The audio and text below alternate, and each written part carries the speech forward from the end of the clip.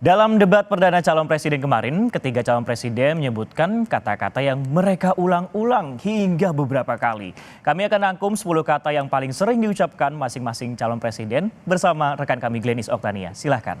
Terima kasih Francisco Donasiano dan saudara, dalam debat perdana calon presiden 2024 kemarin, ketiga calon presiden Anies Baswedan, Prabowo Subianto, dan Ganjar Pranowo menyebutkan kata-kata yang kerap mereka ulang hingga beberapa kali. Kami merangkum 10 kata yang paling sering diucapkan masing-masing calon presiden yang mereka ucapkan sepanjang debat. Yang pertama adalah pasangan nomor urut 1, capres nomor urut 1 Anies Baswedan. Ini dia kira-kira untuk kata hukum diulang sebanyak 20 kali, negara 19 kali, kata politik ya 12 kali, kata keempat adalah kekuasaan 10 kali, proses juga diulang sebanyak 10 kali, kekerasan sebanyak 9 kali, keadilan 8 kali, kata rakyat ini kurang lebih ada 8 kali diulang selama debat. Ada juga kata oposisi yang jumlahnya adalah 8 kali. Selanjutnya yang terakhir adalah pelayanan sebanyak 7 kali. Selanjutnya untuk capres nomor urut 2 Prabowo Subianto, ini dia kurang lebih juga ada 10 kata yang paling banyak diulang ya oleh Prabowo Subianto, sebanyak 14 kali diulang adalah kata rakyat. Selanjutnya 10 kali ini adalah kata Anies. Ya, ini adalah karena Prabowo dan Anies ini sempat juga beberapa kali terlibat dengan saling sindir. Nah, ini ada 10 kali kata Anies yang diucapkan oleh Prabowo. Selanjutnya kata korupsi sebanyak 8 kali dan ada juga Papua ya 8 kali. Ini ada tema juga mengenai kata Indonesia diulang sebanyak 7 kali. Ada juga hukum, ini juga termasuk dalam tema pada debat perdana kemarin sebanyak 5 kali. Kata masalah sebanyak 5 kali. Kata hakim juga sama sebanyak 5 kali. Hak asasi manusia ini juga diulang sebanyak 5 kali. Sementara kata negara diulang sebanyak 4 kali. Kita selanjutnya ke calon presiden nomor urut 3 Ganjar Pranowo. Ternyata ini ada debat kemarin ya, di debat perdana mengulang kata masyarakat sebanyak 7 kali. Untuk tema ini ada politik ya, ini sebanyak 7 kali. Selanjutnya agama diulang 6 kali. Ada kata ibu diulang sebanyak 5 kali. Ganjar juga pada debat perdana kemarin mengulang kata rakyat sebanyak 5 kali. Nah, ternyata nama wakil presidennya juga turut disebut nih ya, Mahfud sebanyak 4 kali. Selanjutnya Indonesia diulang 4 kali dan juga Ganjar menyebut rivalnya sebanyak 4 kali, ya ini Pak Prabowo ya. Selanjutnya kata yang diulang Ganjar adalah pemimpin sebanyak 4 kali. Dan kata guru diulang 4 kali. Dan saudara, yang juga mencuri perhatian masyarakat adalah sejumlah topik yang memantik perdebatan. Selama berdebat yang berlangsung kurang lebih 2 jam pada Selasa kemarin, diantaranya adalah soal keputusan Mahkamah Konstitusi, soal kasus pelanggaran HAM. Dan kita simak sejumlah topik yang hangat diperbincangkan selama debat. Yang pertama adalah saat calon presiden nomor urut 1 Anies Baswedan bertanya kepada calon presiden nomor urut 2 Prabowo Subianto. Kita simak bagaimana kalimatnya. Kita lihat kurang lebih nih begini ya kalimatnya. Anies bertanya kepada Prabowo Subianto. Sesudah Bapak mendengar bahwa ternyata pencalonan persyaratannya bermasalah secara etika, apa perasaan Bapak ketika mendengar bahwa ada pelanggaran etika di situ? Dijawab oleh Prabowo, kita ini bukan anak kecil Mas Anies, Anda juga paham sudahlah. Sekarang begini, intinya rakyat yang putuskan, rakyat yang memilih. Kalau rakyat tidak suka Prabowo dan Gibran, nggak usah pilih kami. Dan saya tidak takut tidak punya jabatan, Mas Anies. Sorry ya. Sorry ya.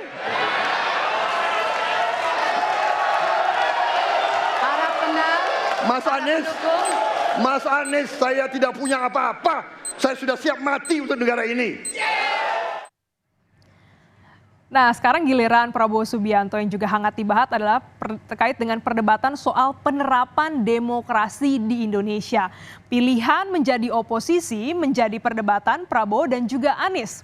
Kira-kira seperti ini cuplikan kata-katanya ya. Prabowo bilang bahwa saya berpendapat Mas Anies agak berlebihan. Masa Mas Anies mengeluh soal demokrasi ini itu? Mas Anies dipilih jadi gubernur DKI menghadapi pemerintah yang berkuasa. Saya yang mengusung Bapak. Kalau demokrasi tidak berjalan, tidak mungkin Anda menjadi gubernur. Saya waktu itu oposisi Mas Anies. Dijawab oleh Anies Baswedan. Oposisi itu penting dan sama-sama terhormat. Sayangnya tidak semua orang tahan berada menjadi oposisi. Seperti yang disampaikan Pak Prabowo tidak tahan dalam oposisi. Apa yang terjadi? Beliau sendiri menyampaikan bahwa tidak berada dalam kekuasaan membuat tidak bisa berbisnis, tidak bisa berusaha. Karena itu harus berada dalam kekuasaan. Kekuasaan lebih dari soal bisnis, kekuasaan lebih dari soal uang, kekuasaan soal kehormatan untuk menjalankan kedaulatan rakyat. Dan kali ini soal polusi udara, ini ada anggaran yang disinggung sebesar 80 triliun rupiah Pemprov DKI di Jakarta untuk menangani polusi udara. Saat debat, Prabowo Subianto bertanya pada Anies soal penerapan anggaran tersebut. Dan kita simak bagaimana perbincangannya. Pak Prabowo bilang seperti ini, selama Mas Anies memimpin, seringkali DKI menerima indeks polusi tertinggi di dunia. Bagaimana dengan anggaran 80T? Pak Anies sebagai gubernur tidak bisa melakukan sesuatu yang berarti mengatasi polusi ini. Dijawab oleh Anies Baswedan. Di Jakarta, kami memasang alat pemantau polusi udara. Bila masalah polusi bersumber dari dalam Jakarta, maka hari ini, besok, minggu depan akan konsisten kotor. Tapi apa yang terjadi? Ada hari di mana kita bersih, ada hari di mana kita kotor.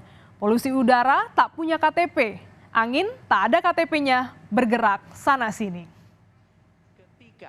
Polutan yang muncul dari pembangkit listrik, tenaga uap, mengalir ke Jakarta, maka Jakarta punya indikator, karena itu Jakarta mengatakan ada polusi udara. Ketika anginnya bergerak ke arah Lampung, ke arah Sumatera, ke arah Laut Jawa, di sana tidak ada alat monitor, maka tidak muncul. Ya susah kalau kita menyalahkan angin dari mana saja ya. Jadi saya bertanya,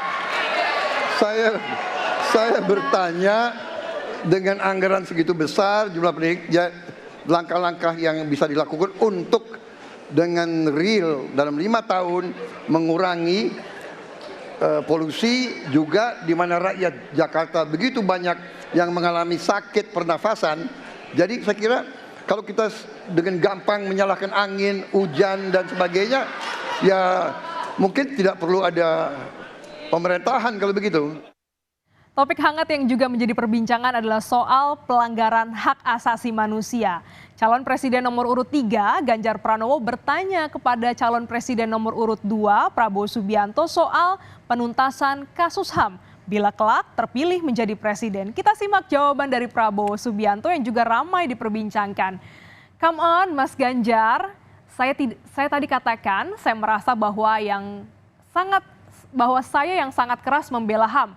Nyatanya orang yang dulu ditahan, tapol-tapol yang katanya saya culik, sekarang ada di pihak saya, membela saya. Jadi masalah HAM jangan dipolitisasi Mas Ganjar. Dijawab oleh Ganjar Pranowo. Pak Prabowo ini punya ketegasan yang luar biasa. Tapi sayang dalam 2 jawaban ini sama sekali tidak punya ketegasan itu. Pertanyaan saya, apakah bila jadi presiden, Bapak akan membuat pengadilan HAM? Apakah Bapak bisa menemukan, menunjukkan, membantu keluarga bisa berziarah? 2 ini sama-sama tidak dijawab. Maka kalau kemudian saya boleh meminta, kalau saya jadi presiden Pak, saya akan bereskan ini Pak. Agar kemudian dalam kontestasi pilpres berikutnya, ini tidak akan muncul lagi karena presidennya tegas menuntaskan pekerjaan itu pada eranya. Terima kasih. Dan saudara, sama dengan calon presiden nomor urut 1 Anies Baswedan, calon presiden nomor urut 3 Ganjar Pranowo juga menyoroti soal putusan MK yang dinilai telah memuluskan pencalonan cawapres Prabowo Gibran Rakabuming Raka. Kira-kira seperti ini saudara. Ganjar bilang seperti ini, apa komentar Pak Prabowo terhadap putusan MK yang melahirkan MK-MK itu? Dijawab oleh Prabowo, aturannya sudah jelas, kita bukan anak kecil Mas Ganjar. Kita tahulah bagaimana prosesnya, yang intervensi siapa. Kita tegakkan undang-undang, kita tegakkan konstitusi. Kira-kira seperti itulah saudara topik dan juga kata-kata yang diulang sepanjang debat perdana kemarin.